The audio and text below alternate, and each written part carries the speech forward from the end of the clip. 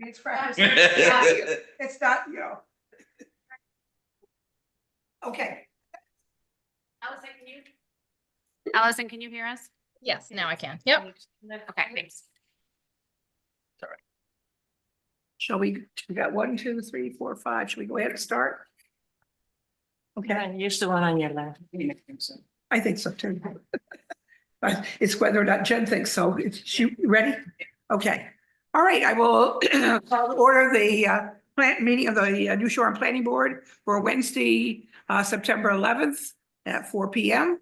The first item on the agenda is the Town of New Shoreham, Plat 8, Lot 218, High Street, modification to a previously approved plan for construction and renovation at the Thomas property, zoning ordinance, section 513, accessory dwelling units. So which one of you two are talking, Mike? Mike is having a nap. Got it. Okay, we had this before us last spring, and these are a couple of construction modifications. Correct. I'll let you go through and explain. Yep. I don't see any problems, but we do need legally to go through and do this. Gotcha. Go ahead. So I came into this project after it had started and all that. We got to a point where we were about to stake out the back house of the Thomas property for the foundation. I was looking at the plans and it jumped out at me. I said, this house doesn't look right on this property. And I said, it should be turned 90 degrees. So it'd be facing the road as opposed to facing bushes.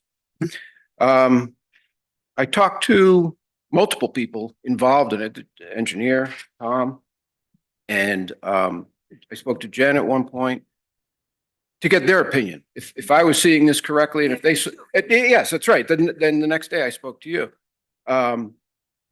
If I was seeing this correctly, and we were all in agreement that yes, it did make sense that it would be turned the 90 degrees. It meets all the setbacks, the original setbacks to it. I think it opens up more of a view for the whoever the residents are going to be of the backyard. And I now that it's in place after the fact, I think it looks great. And I've tried to picture it the other way, and I believe we made the right choice. Unfortunately, it wasn't in the correct order, but Since you are the abutting neighbor and you're happy with it, I don't see that we're going to have a problem with it. mhm. So, Yeah, I didn't have any opinion either way. And no, I think it looks great myself. okay, and the other modifications that you're doing on the original house?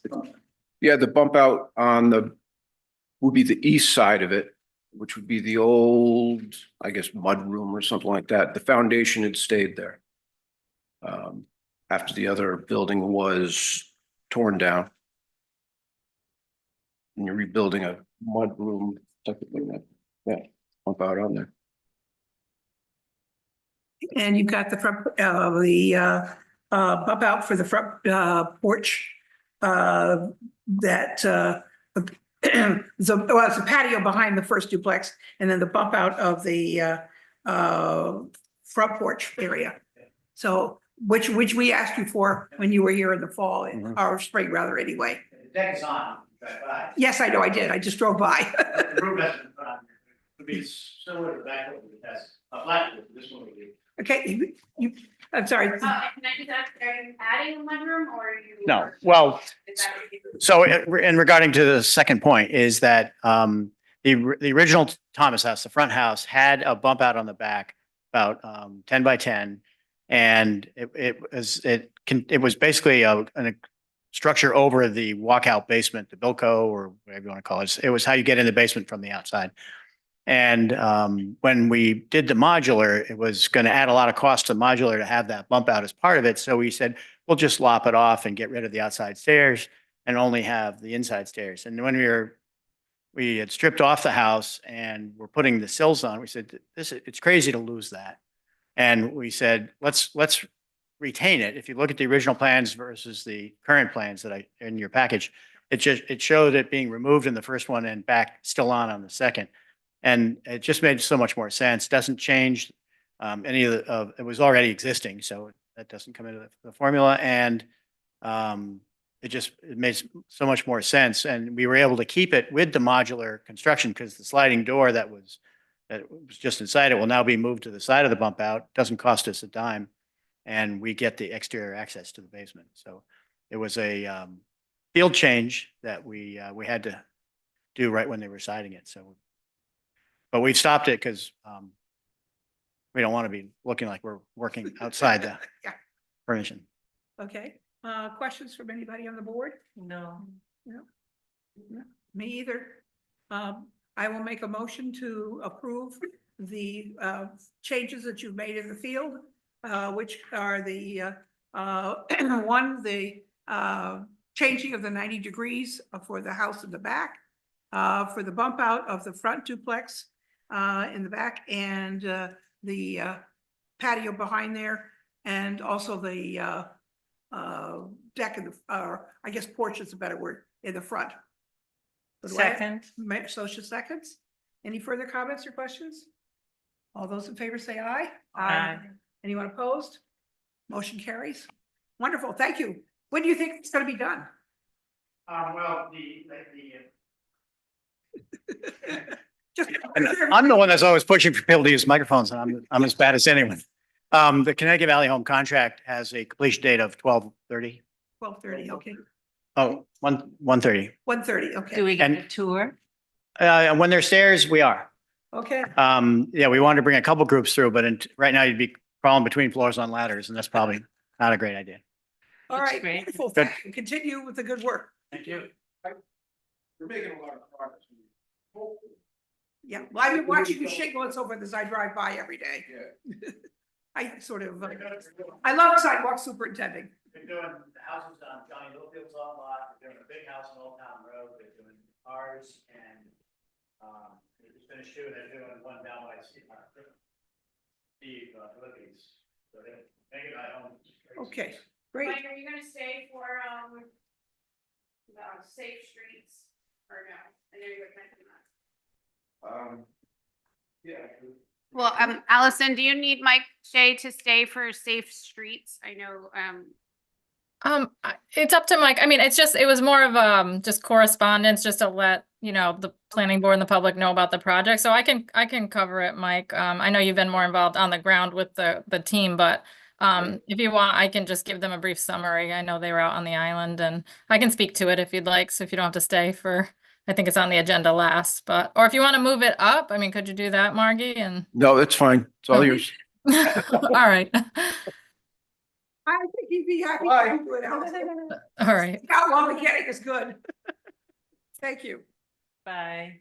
All right, number 2 is the zoning and land ordinance. Do we have any of those? Because I don't have anything. I can just give you a brief update. I did connect All with right, let me Ashley just today. read what it is for the audience, and then Okay. I'll turn it over to Allison. Okay, amendments to the New Shoreham zoning ordinance and land development and subdivision regulations for compliance with state law. Review draft amendments and make recommendations to the town council, including a finding of consistency with the comprehensive plan. Okay, Allison, if you'll comment on that, please. Okay, so I know it's been a long, large undertaking.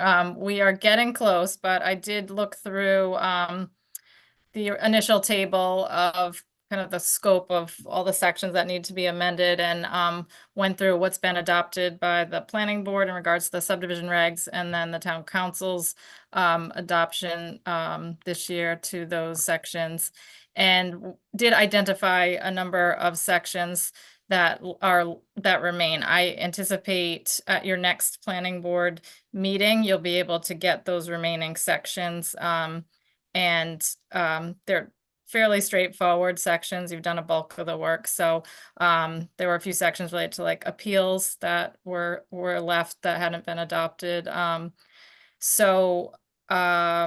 I did get from Ashley 3 sections for subdivision regs, so we'll put that on your agenda next month, and there may be a few minor zoning left. So we're just going through, making sure we've captured everything with the consultant, and there will be, I know the town council, we've been working on forwarding the town council the sections you've already approved, so There is an October 7th public hearing before the town council on several sections of Article 7 of the zoning ordinance.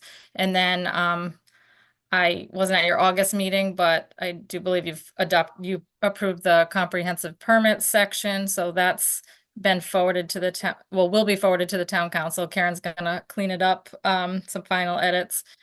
And so there's a number of zoning sections you've already taken care of that's going to be adopted in the next couple months by the town council.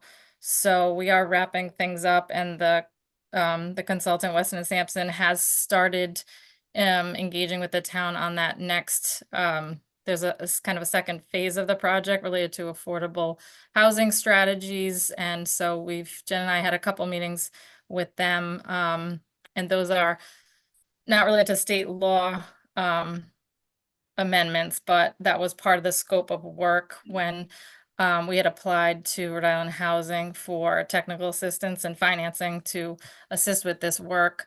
That that task was included. So the town's going to get some additional benefit in identifying affordable housing strategies, and I think a number of them will involve regulation, crafting of ordinances and amendments. So we anticipate, Jen, you think maybe on the next agenda there could be some like conceptual level ideas to get some feedback on which strategies you might want to work towards implementing. I think October 9th, we might be ready to talk about that.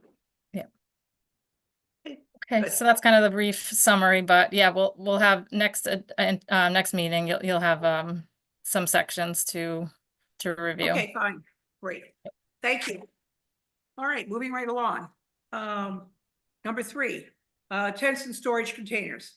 Discuss and act on a request from the town council to consider an ordinance regulating tents and storage containers and other uses in the zone on the island. Okay. We have some material from I don't know whether this is from Karen. It Karen? is, it's from me. Yep. Oh, good, fine. Would you kind of walk us through this, please? Yeah, absolutely. So this material before you is merely a draft.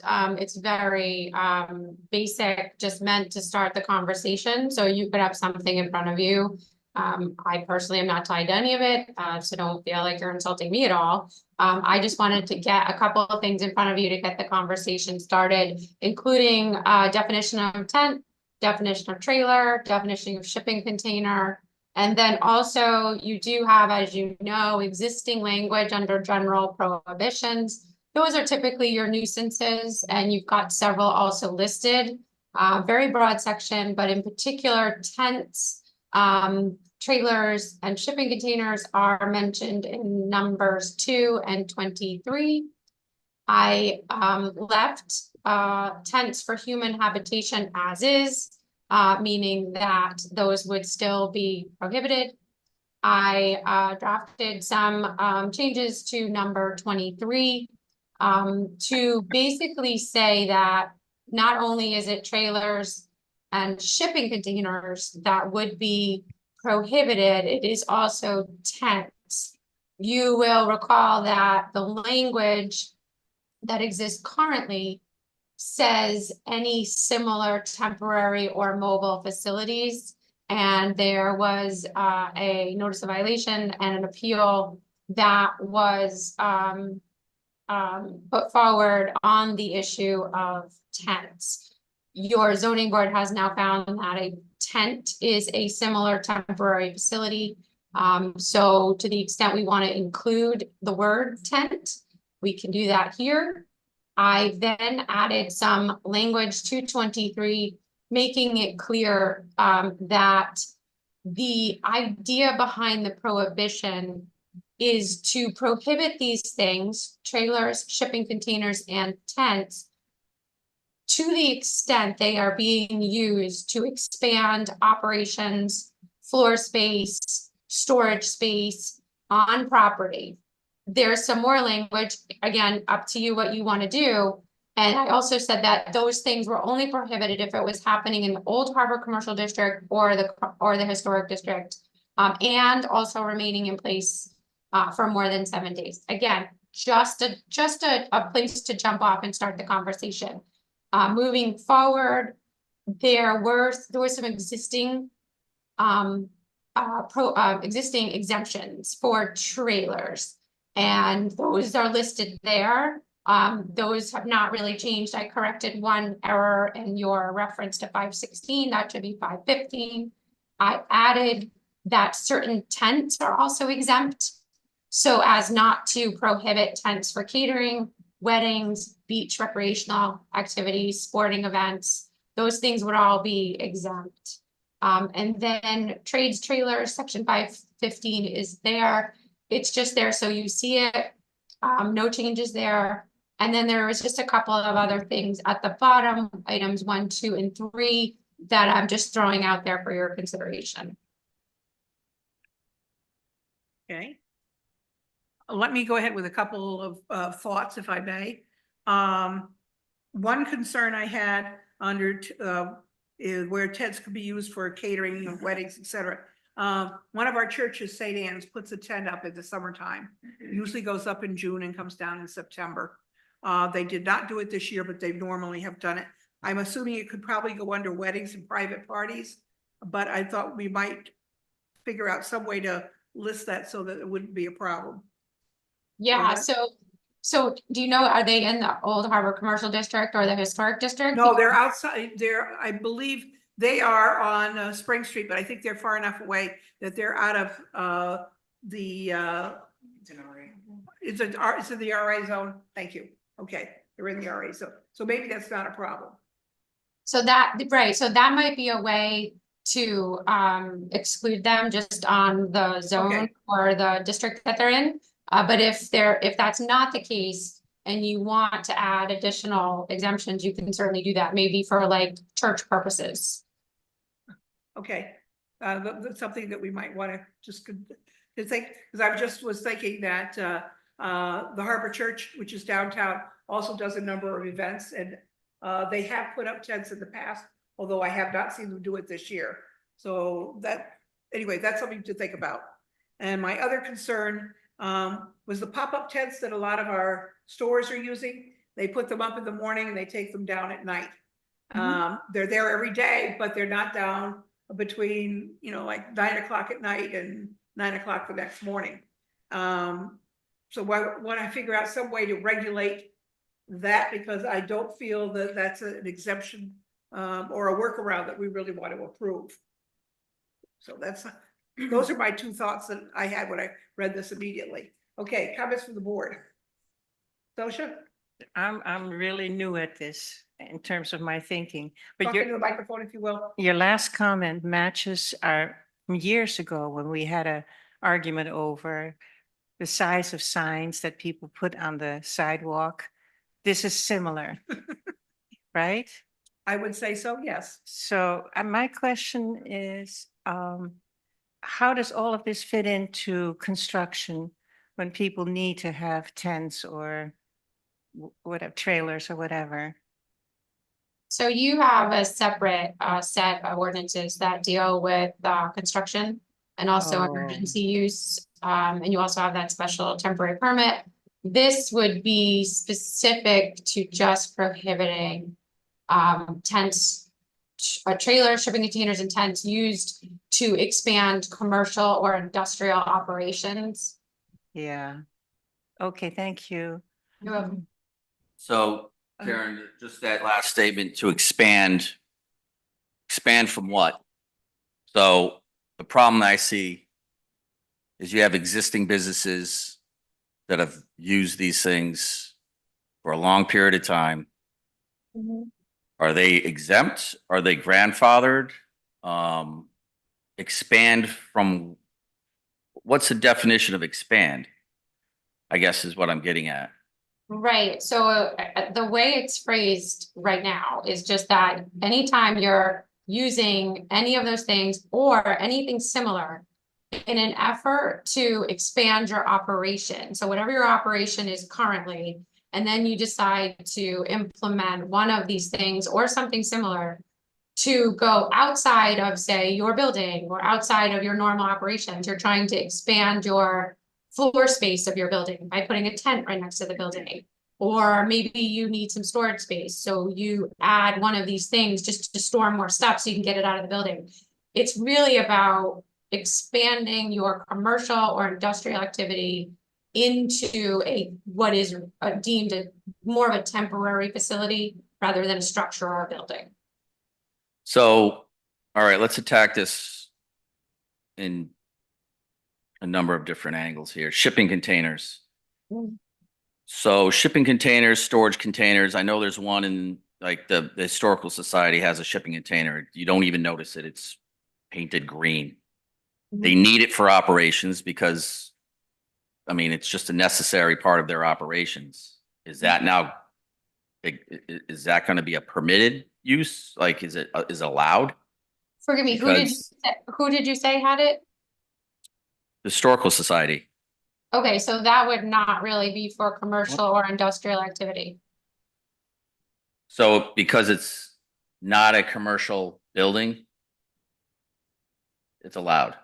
Yeah, but unless it's a commercial, this is only regulating commercial and industrial uses. So But if it's in the the commercial zone. town, a municipal use, right?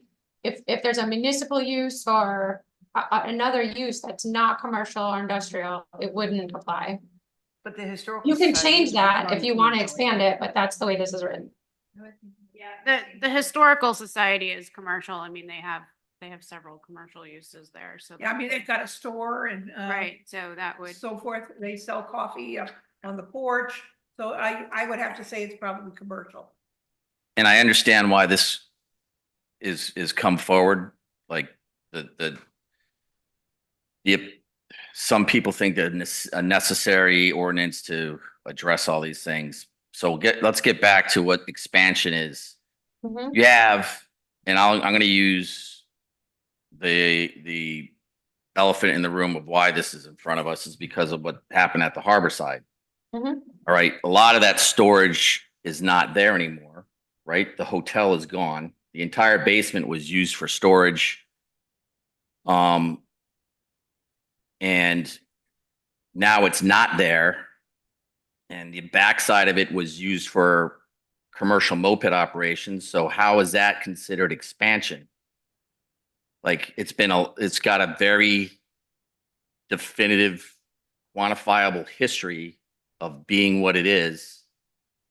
And we use the word expansion, which I think gets to like more of a retail in my mind, right? Yeah, like retail, putting up a shelter, moving retail outside, and like that. Like, how does expansion, using that as an example, get addressed? Because that's why we're here, or why we're looking at this. It's because of what's happening down there. Weldon's Way. Let's just call it Weldon's Way. That's the elephant. So how does this address that? If it's not an expansion of an existing use? It's So a rental business. So if we're looking at what happened at the harbor side specifically, and we're laying those facts over this ordinance, the use of shipping containers and tents to expand the moped and bike business would be prohibited, is prohibited. So that. How? Can I make a comment while we're on the expansion part? Yeah. I think the expansion conversation is the importance here because there are a few businesses in town that are expanding their businesses out onto their front yards or side yards, or even the moped business had a tent up every year to protect themselves from the sun and where they sell where people check in and what have you. So are we prohibiting that because it's an expansion of a business use, or are we prohibiting it because we don't want tents? That's kind of what I'm getting at. It's like, Yeah. that's. Yeah, I I don't. think the better way to, go ahead, sorry. No, go ahead. I think rather than getting caught up in individual examples and trying to customize language to address each and every situation, my advice to the board would be to consider what it is that New Shoreham should seek to prohibit. And then make sure you have language that prohibits that action or that use. And then we can always, apply it to other situations later. But if you are, thinking about Harborside, for example, I think the thought process shouldn't be so much what happened there as what is the thing or the use or the activity that the planning board may want to recommend to the town council that the zoning ordinance prohibit. Right, and that's kind of where I'm in conundrum because I don't see an issue. The town council did, so we're supposed to draft something that they see as the issue. And I don't see it as, I see it as a temporary solution to a problem down there. The town could have the opportunity to go talk to the business owner, come up with a better idea than what's down there, but that ship has sailed. They didn't do it. It is what it is. What's the timeline? Get a timeline on all these temporary things. Those aren't permanent, they're temporary. Right. So I think I'm not in favor of, as a personal,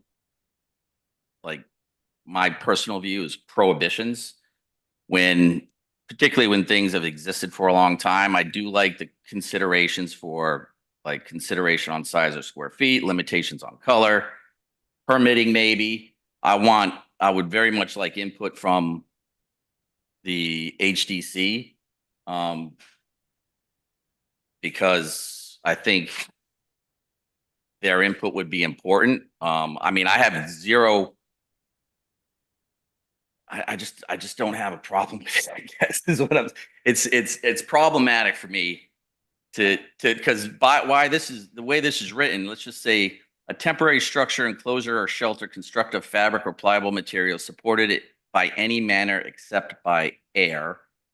That, as I read it, would make awnings, retractable awnings prohibited, right? No, because an awning is attached to a building. This wouldn't be. This would be a freestanding structure, which we can clear that up and add that language that it has to be freestanding. So that's a good, thank you. So a piece of how they make these, they market them as sunshades, right? They come in different shapes and sizes. You could attach it to a building, and then two poles that are in the ground off the building. That would still be permitted. Temporary structure, enclosure, or shelter. So let's just take a square piece of fabric that's 8 by 16. It attaches to 2 points on the building. There's one on Weldon's Way right now, and then it comes off the building and attaches to 2 poles that I think sit in 50-gallon barrels of dirt. And it provides shade for workers. Now, is that permitted? Well, 2 questions. One, the first question we have to ask is, does it meet the definition of tent? It might, especially given the fact that it is, it's supported by poles. And then you go into the prohibition section under 23. As it's written now, it would have to be used for commercial or industrial activity, and it would have to be considered a tent. So if those 2 elements are met, and now I'm talking about the language that exists now. If it's considered a tent and it's for commercial or industrial activity or for storage, I think, then it would be prohibited right now. And I think this is the purpose of the discussion, is if that's something you want to allow, meaning like sunshade, right, for employees, you should think about maybe carving out an exception. Right, and that's kind of why I think it's important to talk about existing situations that may or may not be affected, just so I can, wrap my head around it. I think I said this at the last meeting when this came up, shade is a necessity. There's businesses that have picnic tables outside and they can put up an umbrella. Now, umbrellas are fairly large now. I found one that's 8 by 16. Okay. It hangs on an articulated arm and it's secured on the ground by a very heavy base. That's not support. I have to look at if we don't have agree, if the planning board doesn't have an agreeable alternative to some of these things that people are using now, where are they gonna go? What are they gonna do? Because everybody knows that people are creative. I mean, immediately when I read this, I said, all right, I'll get two 24-foot trade trailers. And I'm allowed to park them on my property. I have, I have a contractor's permit. And I could put them there for a certain period of time, and then they have to be moved, but then they could go back. I look at every loophole. I don't want people to look at loopholes. I just want them to look at, all right, if pop-up tents, like the blue and white ones that we all are familiar with, Mhm. are what we don't like to look at, well, then what else is there that would be more appealing? And I think I asked at the last meeting, would we prefer to see a bunch of semi-permanent wood structures like gazebos instead of blue and red tents? Because saying we don't want to see anything is unreasonable. That's not even it's not even feasible. People you need to be able to provide shade nowadays for pretty much everything. Like But there is a difference between providing shade and expansion of business. right. And that's why I asked my original question, is the expansion of business is, what's that definition? Like the expansion of, If you put merchandise outside, if you had, if you were registering people to go out in a kayak or paddleboard and they were sitting under a tent, or if you had. but is that like coffee expansion since bar. when? Since this goes into effect or expansion. prior? No. Footprint. Because everything closes and then reopens, it probably isn't like a grandfathered, use. No, because it's not right? permitted, I mean, They're saying expansion of the business, not necessarily just. No, I understand what Yeah. you're saying, but if the business has existed as is before this was even formulated or passed, how is it considered an expansion? It existed. So No, that's but- why I use the, So, yeah, I think what you're, They do. Karen, I think what he's asking is, so all the businesses that use a tent for merchandise, for whatever the case may be, if this passes, would they be in violation? Or would they be grandfathered I as think- a prior? So that's an interesting question. Here, no, it's already prohibited. This language is just adding some, clarification. That tents are included in this language that already exists. Because that's what the zoning board just found. So no, to the extent that people are using trailer shipping containers and tents in this way under number 23, that's already prohibited. Okay, because what someone brought to my attention the other day, that more and more people are putting the tents out in front of these historic structures and filling them with their goods and selling. And it's a toss up as to whether it looks good or looks bad. It's a matter of opinion, but it's also, some of them are blocking these really nice, sweet historic structures. And is that a concern? I mean, it is a concern to some people when you just start talking about this. Some people do think it's unsightly to see all this merchandise spilled out onto the lawn with tents above them. I go back and forth. I don't really I'm not fully committed to whether I like it or not, but it has been a topic of conversation lately. And I think ever since the tents conversation came up with the town council is what shed the light, and people started maybe recognizing it Mm. more so than they did before. We've gotten a lot of complaints this year, I think, to go into town council on the cluttered look when they get off the ferry.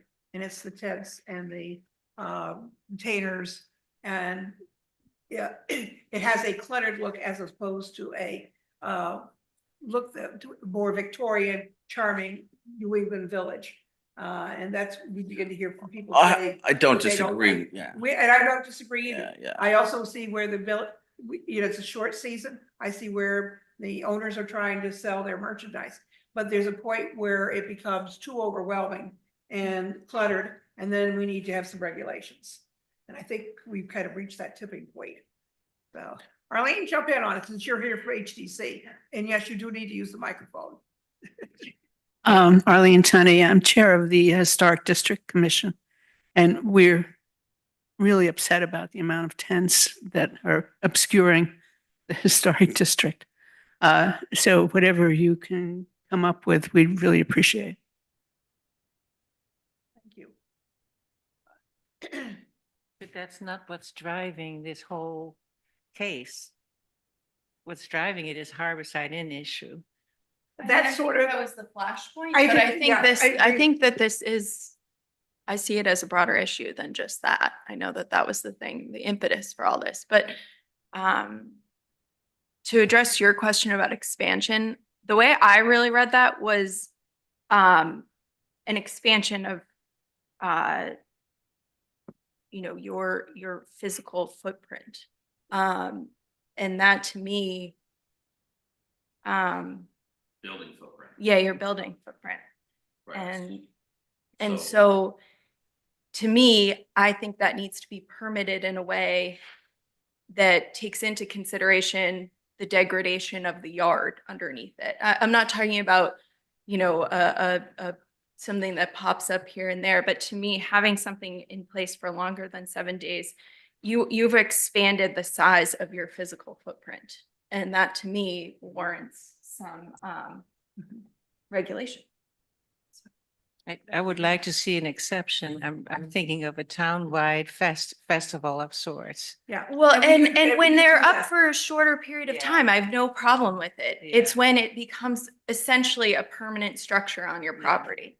Even if it's seasonal, it becomes a permanent structure. And I think that's something that should be regulated. I don't think that it should be outright prohibited. I think there are ways to do it in a nice way. I think if it's over, say, a patio or over something that, makes that space feel fit with the vibe of the town, make sure that there's not mud runoff everywhere, that there's that it's a safe place for people to walk and be inside. I mean, that's the other thing here. And what if those things are super flammable? Are they safe to have up for long periods of time without any kind of sprinkler system or anything like that? So I think of them, when I read expansion, I thought of it as not an expansion of the business itself, but of the footprint of that business, if that makes sense. Mhm. It does, which is why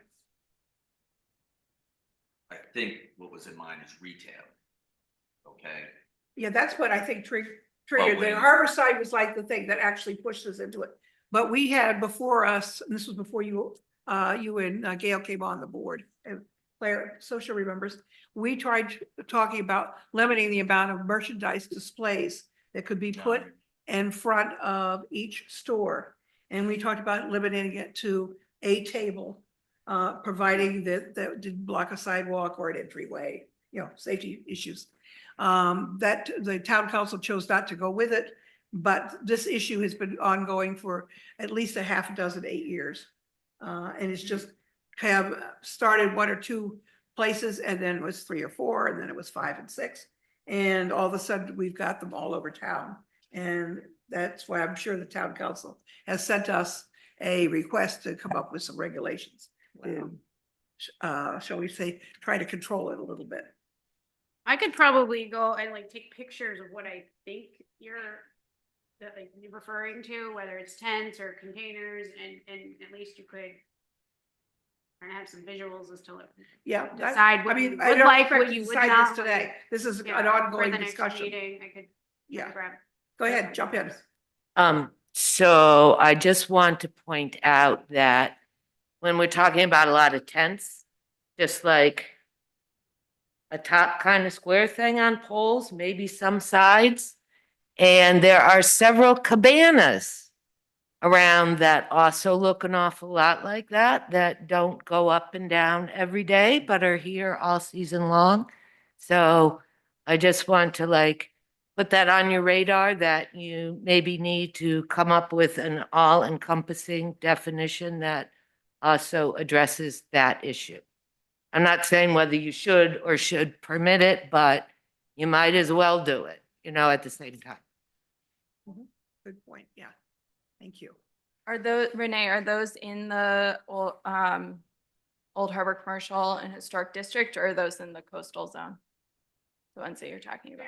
I don't know where one same. ends, where the other begins. They're in the Old Harbor commercial zone because the coastal zone is really like an overlay, so it's Okay. still in Old Harbor commercial. But the coastal zone is 100%. There's also currently From the- language under exceptions for tents, and item C is tents used for beach and outdoor recreational activities are exempt. Oh, there you go. Gotcha. I have one quick question. Just my own confusion. I'm seeing, and maybe I'm just not looking at this correctly, that. I can barely hear you, sorry. Oh, Yeah, sorry, yeah. my microphone. There you was on. are. We all realize, but I have a question. I'm just confused as to why C, trades purposes as provided for in tents used for is under prohibited uses, but those are not, the catering, the weddings, those are not prohibited. Is it, am I just not looking at this correctly? Let me make sure I understand the question. You're saying that where it says trades purposes as provided for in blah, blah, blah is, 515, yep. yep, is there, but you're saying it shouldn't be there?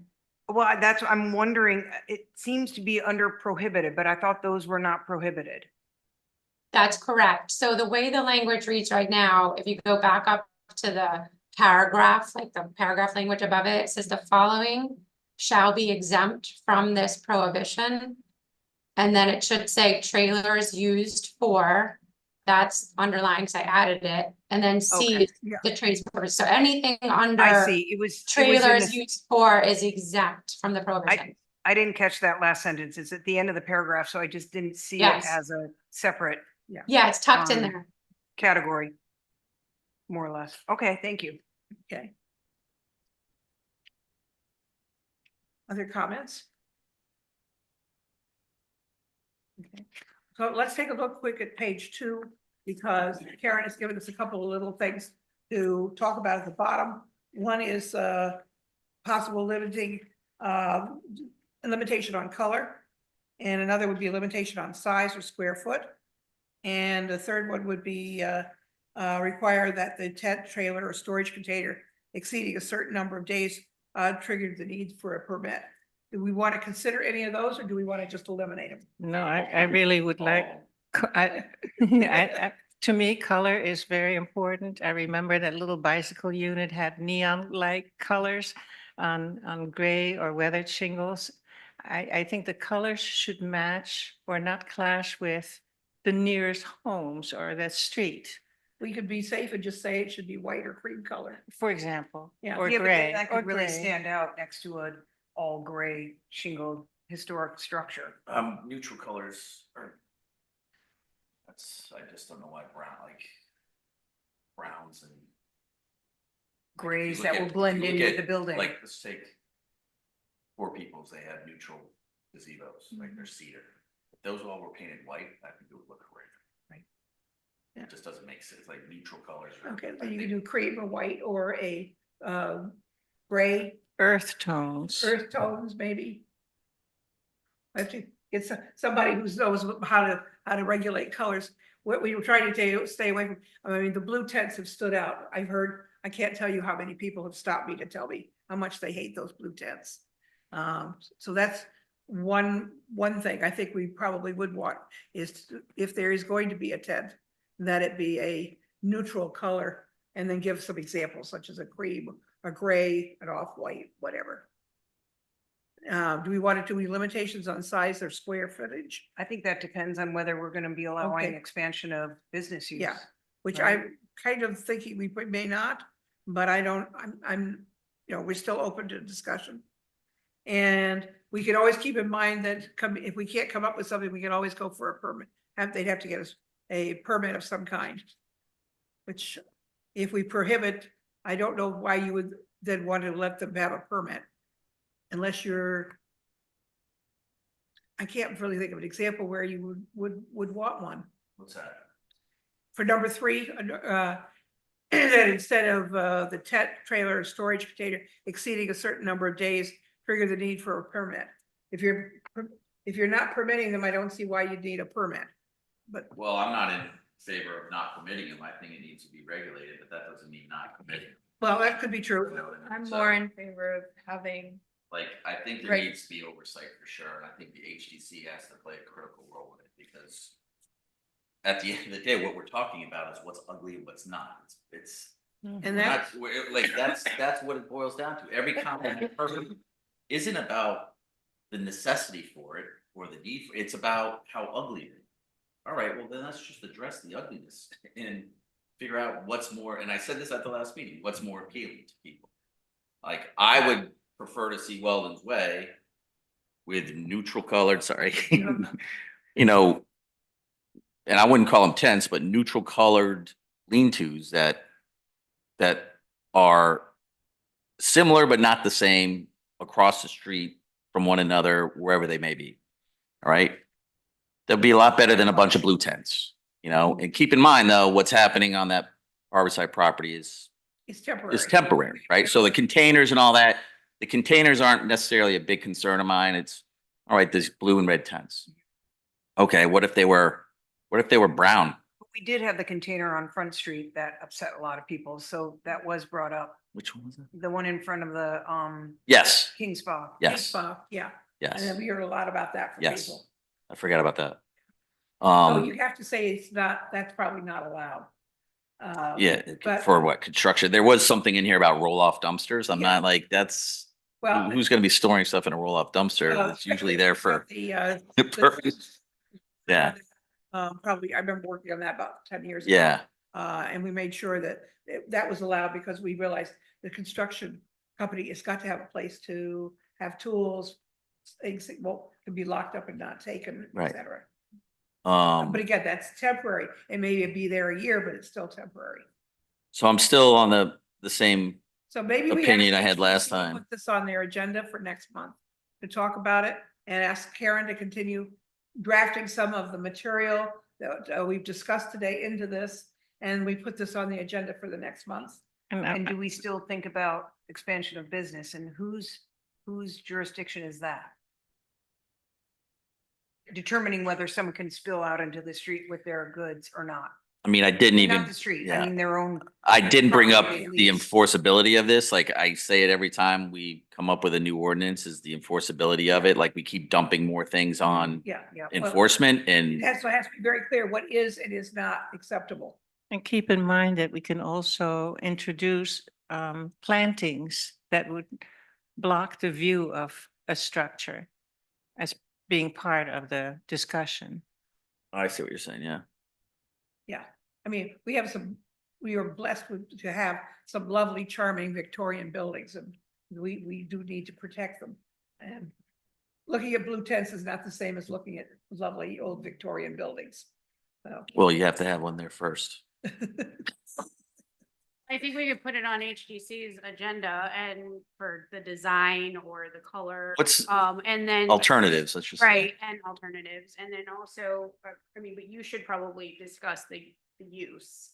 Yes. Maybe after you get some feedback from HDC. Yeah, And Are you absolutely. allowing people to put something outside, like a coffee bar or I don't know. Yeah. Right, we have to figure out, yeah. Well, right, because But if we can- HDC. I mean, if this approves goes into colors- the, hopefully this will get into the discussion will be covered in the newspaper. Maybe we'll get some feedback from several of the owners of ideas that they might have. And I will put it on, in fact, I have already put it on the Old Harbor Task Force agenda because we work with the downtown area. See if they come up with any ideas. Go ahead. We'd be happy to have it on the HGC agenda, but I was wondering if we should go one step further and after we discuss it, to have a joint meeting with planning to kind of brainstorm the ideas. Okay, why don't you start working on it and we'll see. And And- keep the option open. They can present their initial thinking, and I would recommend, if possible, honey, that you include visuals to communicate what you really find unacceptable and the reasons why. Yeah, and the old saying, pictures are worth 1,000 words. Okay, so I think we've got this underway. I did not expect to solve the problem today.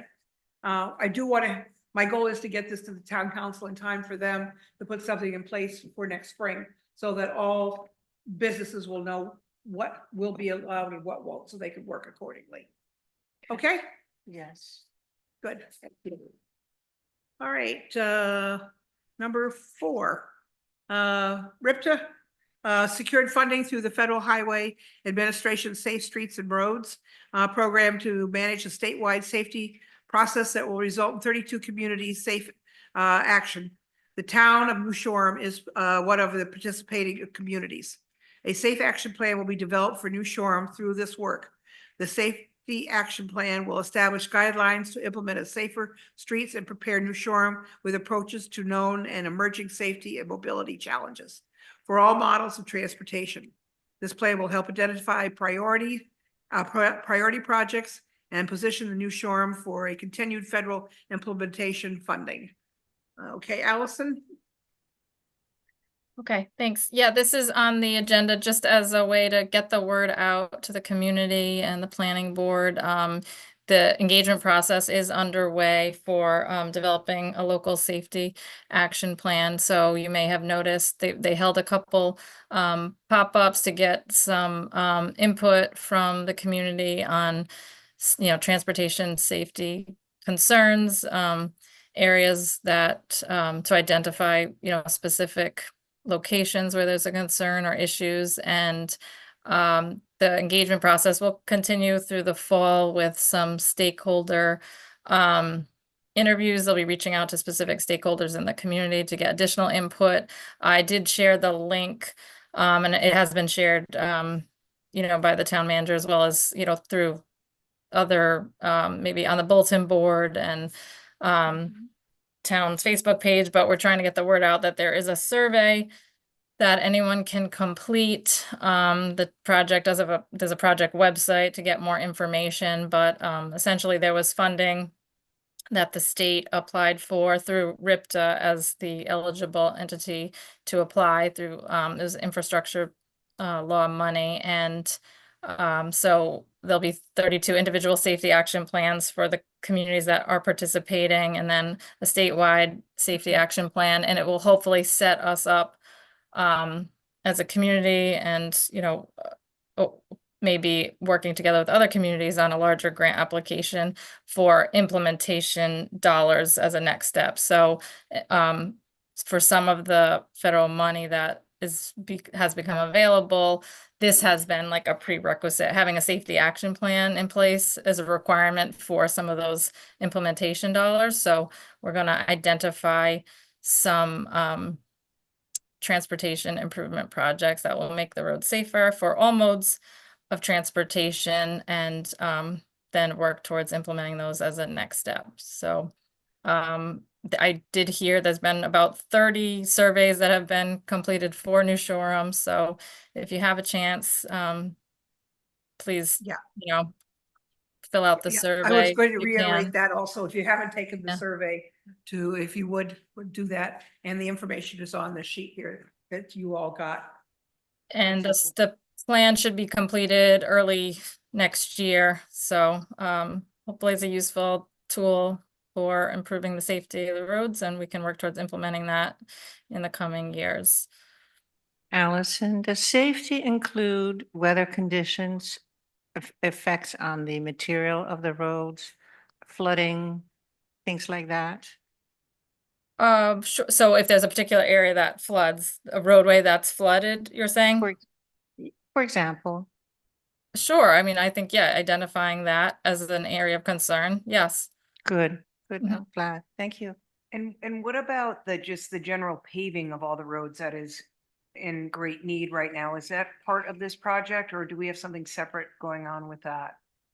So yes, I know that's come up. So Mike Shea's on the team, providing input. Like, we've had regular meetings with the consultant team, with the police chief, DPW director, town manager, and myself. I know Mike spoke with them about paving and the road network, and obviously the ownership of the roads and the condition of the roads. So there's been like the discussion of pavement management, like some communities will rate their roads or the needs of like having a pavement schedule. So obviously a New Shore, so Mike has relayed to them like the uniqueness of New Shoreham and Okay. the percentages of state roads, and those are the ones in need of repavement versus the local roads. So yes, so to in short, yes, pavement conditions has been discussed, but Okay. again, if there's a specific area or specific like section of a roadway that you're saying needs new pavement and is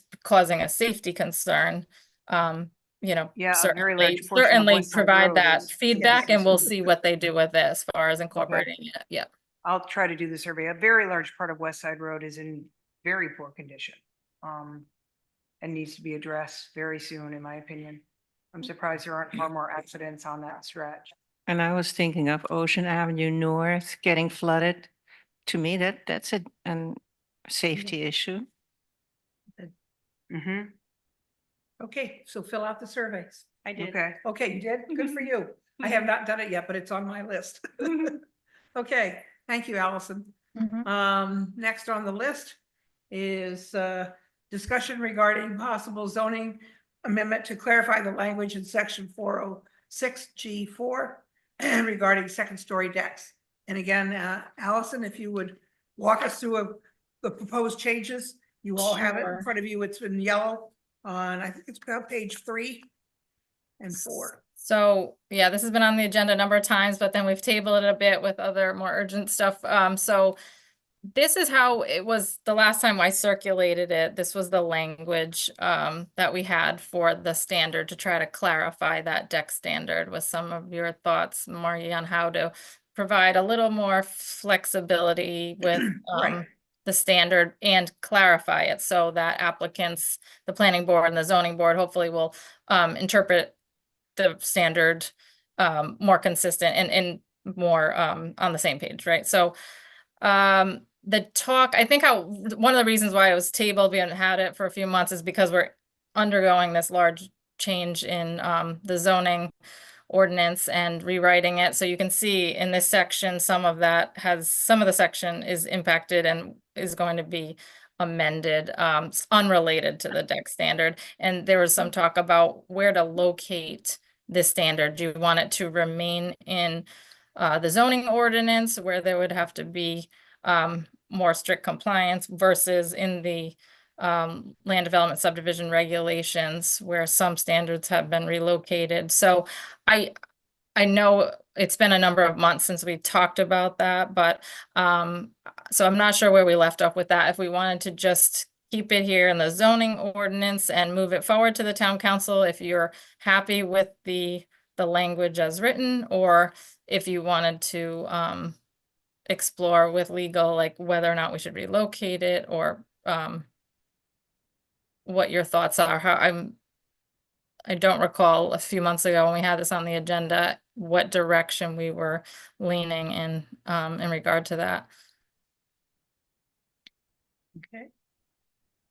Questions or comments? Well, not every project comes to us, right? So we don't really have a control over what some of these. I think it's for the So large with this, homes, yeah, right? so this deck standard Oh, only, it's just for the large homes? the deck standard only applies for the large house regs. It's within that, it's section 406. And as you recall now with the changes,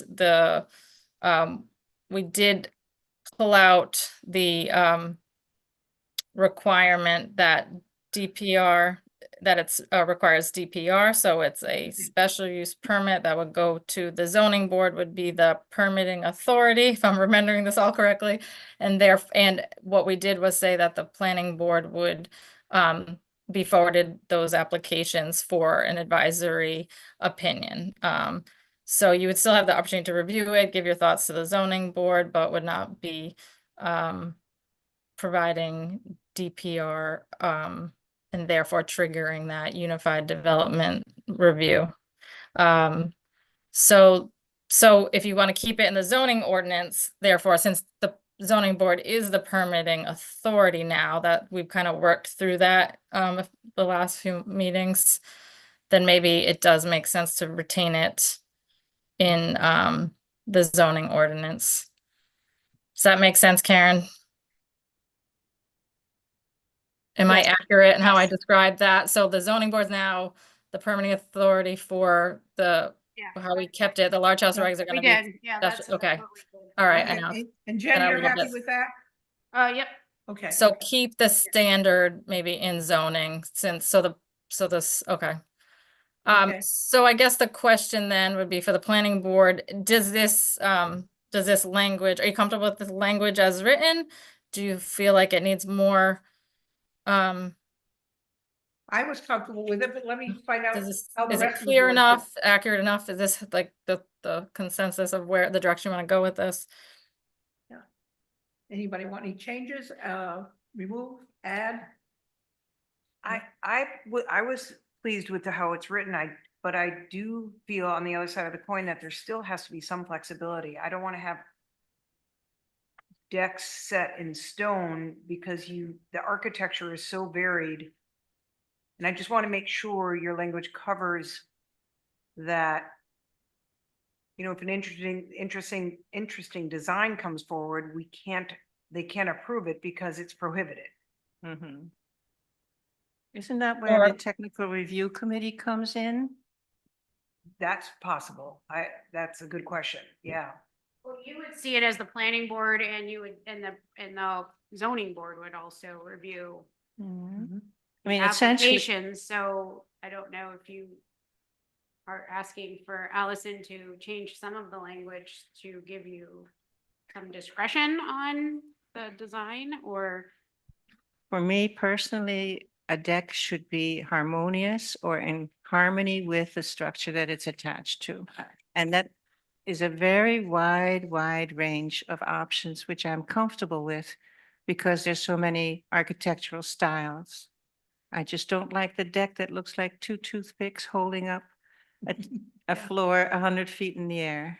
In the material that you gave, going with what you said, the material that Allison gave us that takes the language from HDC, maybe we could incorporate one sentence or so into that, because it says decks should be well integrated into the design of the building and scale, placement, and detailing, which would fit in with what you're saying, and that's already part of what HDC looks at.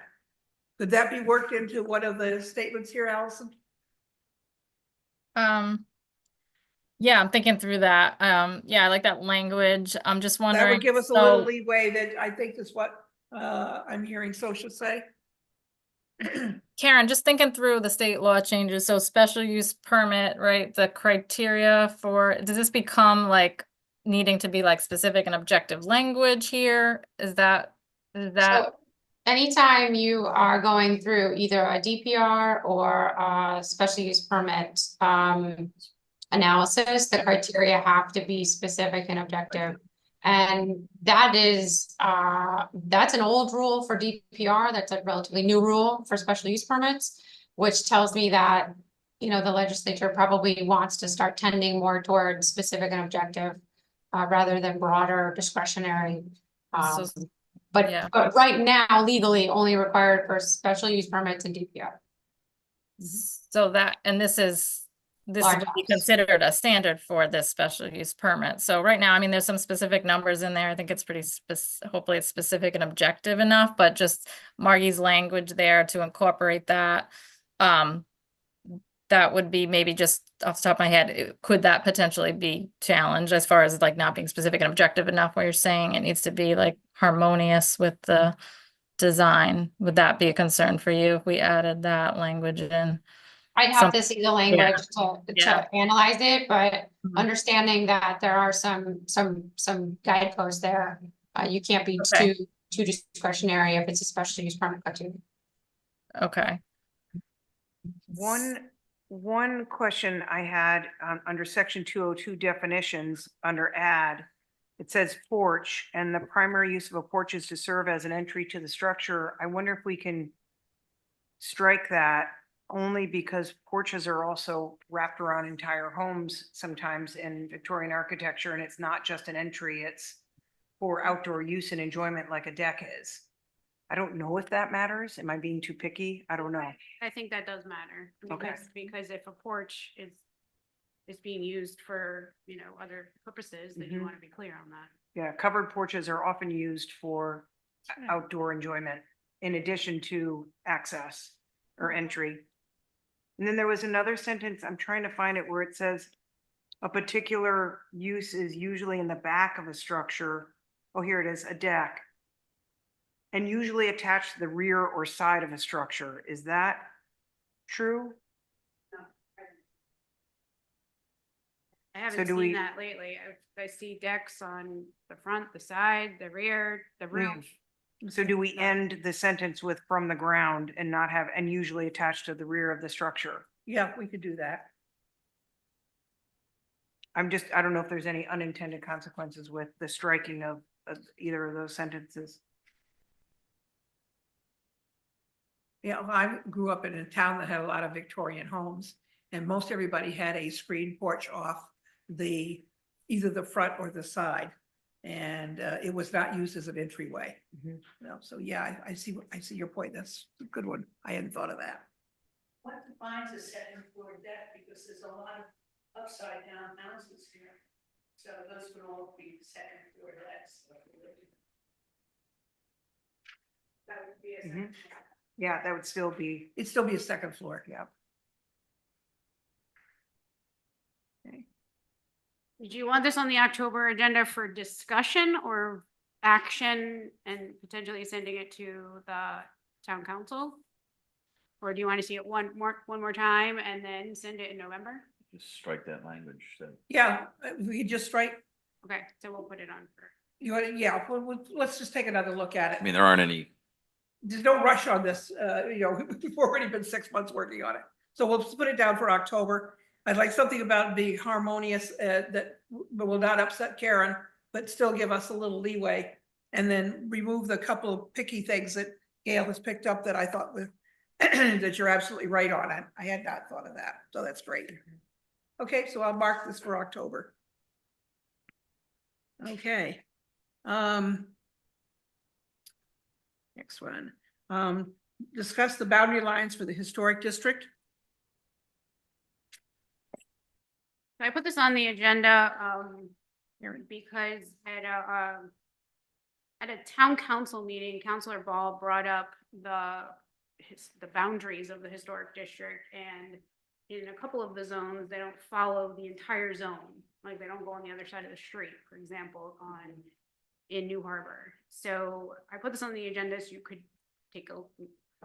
have a discussion, take a look at the district, see if you would like to modify any of the boundary lines of the historic district, or Well, who has an issue? Councilor Ball brought it up at a town council meeting.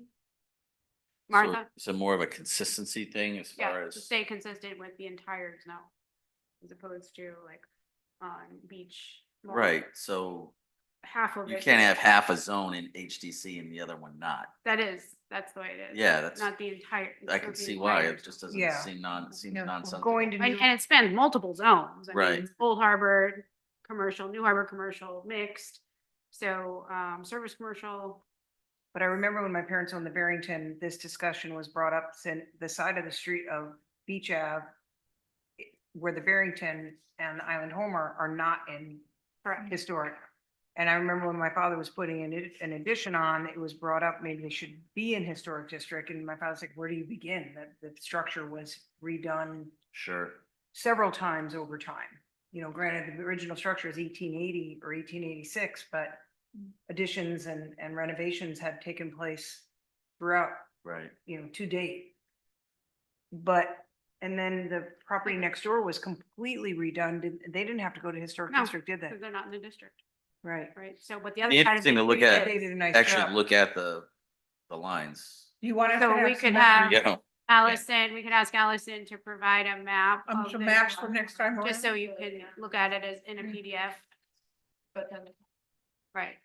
The power company is, but Yeah. then, yeah. that gets a utility exemption. Across from Fishwares, Chris, that other side of the road is not in the district. Yeah, yeah, let's Okay. have some So maps. I could and take look at a- it. Yeah, I mean, I can show you the zoning, underlying Yeah. zoning, and then the overlay zoning, but I mean, I So, will- what we have now, and then maybe back with recommendations of what we might consider changing. So make I it don't know if I would consistent. necessarily, I feel like, so a historic district, I mean, there's different standards as far as, how you draw that boundary line.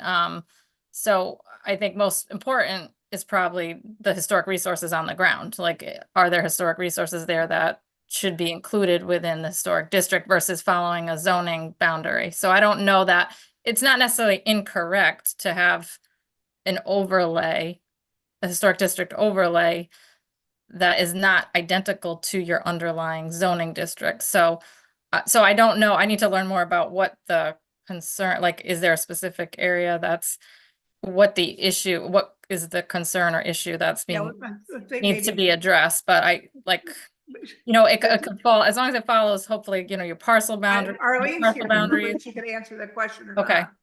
not. The police station is in the historic district, but across the street is not in the historic district. Payne's property is in the historic district, but across the street is not in the historic district. So Well, I agree with following like the zoning lines. You know what I mean? So, but I'm not in favor of changing zoning. Like No. zones.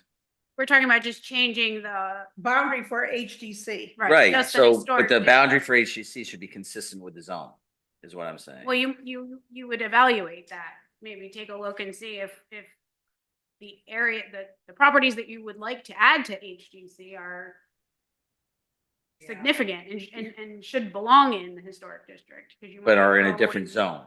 Correct. You Uh, might take a look at They're them and not say they're HDC. not, Yes, how far does mixed use go? Does it go all the way down to right, so I think Eleanor Mott's house? a map of those zones, the underlying That's zone not in as this. would be helpful. No, I for know you. it's not, but I wonder if mixed use goes that far, if we're gonna go by zone. Mixed use goes, I'd really like to look We at can some end at the- maps, because, like Off the maybe top of two my head, lots it's not- past the Barrington. Can of worms. yeah.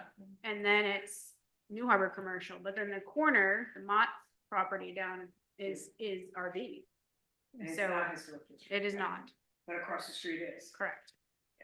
So does the historic district want to change, they're recommending, it sounds like there are some areas that they'd like to change, but separate and independent from this discussion about zoning district boundaries lining up with the overlay. Like, do they want to prepare recommendations or some written? Right, I don't have anything at this Yeah. point from Okay. HDC, but we can put it on the agenda, on their agenda, and if they would Yeah. like to offer any That makes recommendation. sense. Yeah, Yeah, okay. let's This do was that. from a town council meeting. Yeah, let's ask HDC for recommendations. We could ask Martha Ball if she has an area that she's particularly concerned in, and we can do this in November. So give everybody a month to gather some stuff together, and we'll take a look at it again. Does that suit everybody? I agree. Are Okay. property owners gonna have any say about being incorporated into the historic district? Sure they will. Yeah, well, wouldn't it be a, We have to figure out, first of all, if we want to. I don't even know that we will want to change anything. We don't even want to. yeah, We may not, we may choose to do nothing. but if it goes in front of the council, which it would, correct? Then there Yes. would be public. It'd be a input. public hearing. So, but we may decide we don't, after we've looked at everything, we don't want to make any changes. HDC was like, has there been an instance, Arlene, where HDC was like, gosh, I wish we saw that before it got built? Because honestly, a lot of it that I've seen all over the island's been pretty tasteful.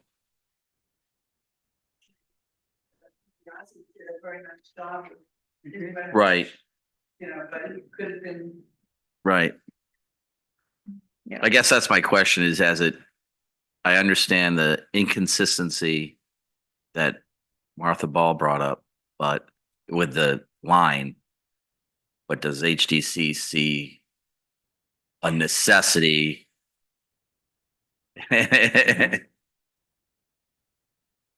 also necessity versus putting an economic burden on people who have simple little houses. Right, that's why, yeah, that's Like I said, we exactly, choose Not to make any Right. changes, but since the request has come to us, we at least should look at it, yeah, to see how we feel. But we may choose not to change anything. I mean, because you could, like, if there's let's just take your typical New England salt box inside the HDC, I can't imagine, like, that's historic. And someone wants to keep the same, like, modest looking home. Mhm. I guess I don't know enough about HDCs.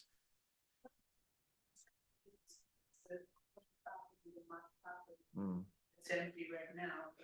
That's RB. Right, it's not in the historic district. And it could become something pretty ugly. Whereas we're picking on, Narragansett and. Right. across the street, or Deadeye Dicks, or. Right. Billy, Sure. what kind of awning they can put up. It would be, yeah, it would be good to see a map. I wonder if any of RB is in historic district. It is. It is? She's Oh, looking at one, okay. yeah. Good. Well, then that might be a good Yeah, and reason in itself. There are some lots that are. Just some. Oh, they're good. We may pick out certain lots. It's kind of, when you look at this, it's kind of weird. It's, Like a whole bunch right behind Power Company. There's a bunch kind of up going up High Street behind Yeah. like off to the right there as you're coming up the hill. Okay, then we definitely want to take a look at this. It's weird. Okay. And you don't see them from the road. No, you don't. Okay, then we definitely need some maps, and if HTC has any thoughts to share with us, that would be great. Okay, we'll put it on for November. All right, last thing is technical review committee. There are some procedures here that Jen has highlighted for us. Go through it. Karen wrote that document and then, so that's just for discussion Okay, at this point. So you, as the planning board, have been charged with coming up with procedures for the TRC. right. The document in front of you is just a draft, same thing as with the tents and storage containers earlier. It's just something I put together for your consideration. Everything's up for discussion.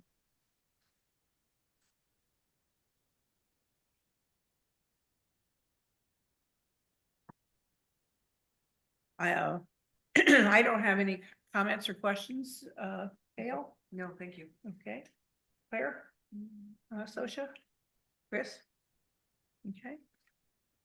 I Jen, think, you have any- didn't we already resolved the number of people that were needed Yes, issue, we Yes. we right? did that. Yeah, We that did was that. my, Establish the committee. yeah, that was my versus the biggest. Procedures. Yeah. Is there anything in here, Jen, that? I haven't even read the entire thing, so Okay. I think we should put this on October. I mean, there's no Okay. action listed on your agenda today, but Okay, I'll put it down for October and people can have a chance to take a look at it. What was can I ask a question on, Sure. there's a question in here that says variance on special use permits. What was, like, and it has a question mark at it, variance on SUP's question mark. What was that? What page are you talking about? I think it's on 3. I think that was a halfway down. question to me, For us? to me. I can't read, all right. I'm pretty sure, yeah. Yeah, okay. Yeah, Oh, that's I see right. where you are, okay. Yeah, look at it and then come back and let us know if there's anything here that you want to add or change or delete or whatever. So we'll put it back on for October. Okay. And minutes will also, are not, I'm sure, not ready, so I they're, thought I emailed them. no, Let me check. So for October and then. put them on for October. Here's the proceed. If I can just go back for a second. Sure. If somebody on the town council wants us to do something, in this case regarding the historic district, they can't just tell us, look at it, look at the issue and change it or whatever. They really should present a plan as to at least present the problem in detail to us. Right, well, this didn't, it wasn't on a council agenda. It was mentioned at a council meeting. Hmm.